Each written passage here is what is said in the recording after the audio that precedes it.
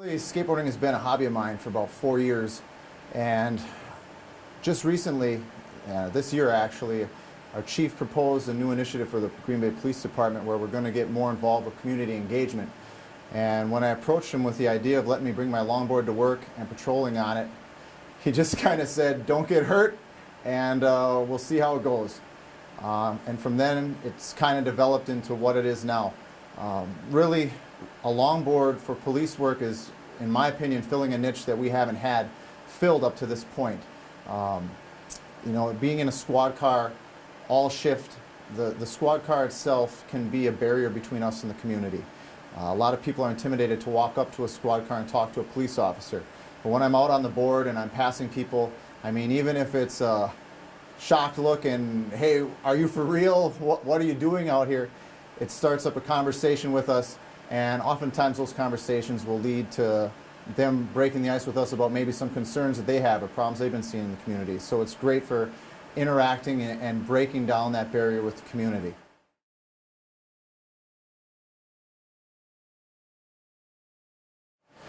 I think overall the whole reaction has been pretty positive.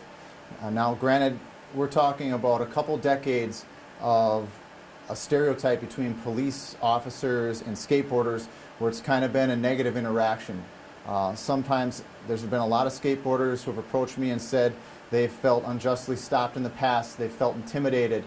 And on the same note, I think there's, since the days before we actually had skate parks and for skateboarders to skate in, there's always been that perception that these kids are just out to cause trouble and vandalism and things like that.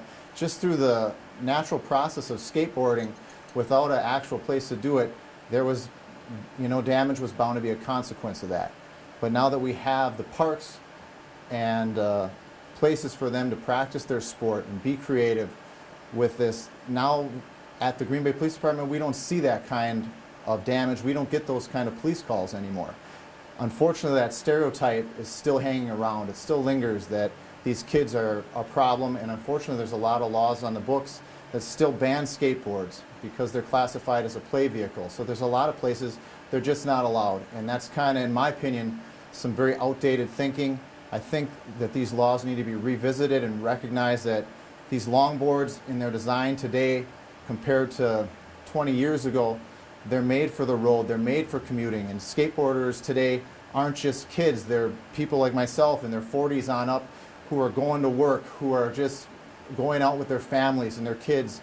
And I think the whole thing needs to be kind of reanalyzed and maybe give some thoughts to how the laws can come into the 21st century and longboards and skateboards can become a mode of transportation. And I think that's the direction that I'd like to see things go, and that's kind of what I'm standing for.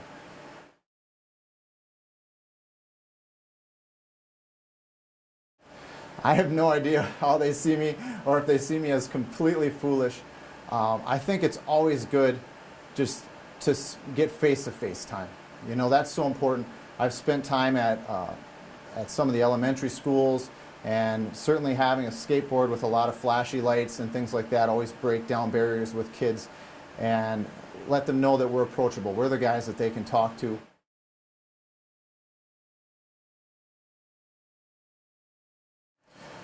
There was an instance early on when I started this program and I was skating on the East River Trail, which is a trail where no motorized vehicles are allowed. So to this point, it's been very difficult for us to get any police presence back on that trail. We can't drive the squad cars back. So I was just skating, and to my surprise, I saw a headlight coming down the trail at me, and somebody was just taking a chance, and they had their motorbike, and they thought they were going to make a run down the trail. And as shocked as I was to see him, I could tell by his face he was just as shocked to see me, and we both ended up in the end just kind of shaking hands and agreeing that we weren't going to do that anymore, and I escorted him back to the road and put him where he belonged. So that was my big traffic stop.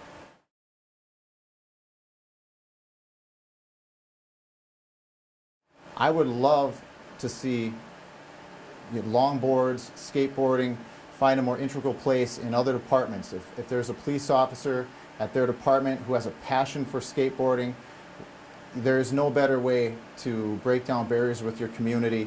There's no better way to get to some of the places that we can't get with our squad cars, like the bicycle trails, like back alleys and things like this where we have a lot of graffiti and it's known that we don't get a lot of patrol presence in an area like that.